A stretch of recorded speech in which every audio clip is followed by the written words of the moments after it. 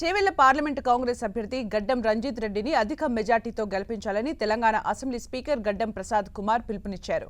దారూర్ మర్పల్లి మండల కేంద్రంలో నిర్వహించిన రోడ్ షో కార్నర్ మీటింగ్లో స్పీకర్ గడ్డం ప్రసాద్ ముఖ్య అతిథిగా పాల్గొన్నారు.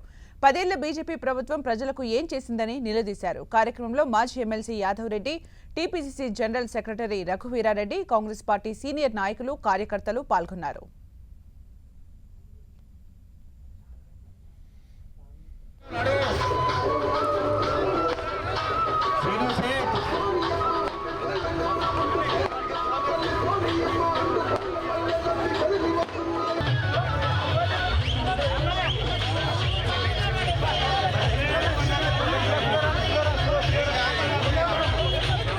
ప్రసాద్ కుమార్ గడ్డం రంజిత్ రెడ్డి అన్న 2 గంటలు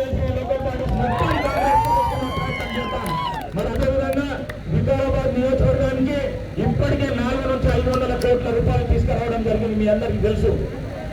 పంచాయతీరాజ్ రోడ్లకు కానీ, R&B రోడ్లకు కానీ, కోట్పల్లి ప్రాజెక్టు కానీ, చుంటుపల్లి ప్రాజెక్టు కానీ, ఇంకా చాలా ప్రాజెక్టులు అదేవిధంగా తీసుకురావడం జరిగింది.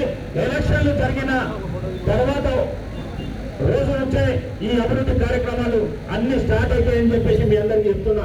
మరి ఇక్కడ నుంచి మంచి మెజార్టీ ఇచ్చి ఆయన గెలుపుకు మనం కృషి చేస్తే వారి సహకారం తీసుకొని ఇలా ఉద్యోగాలు లేవు. మీ అందరికీ తెలుసు.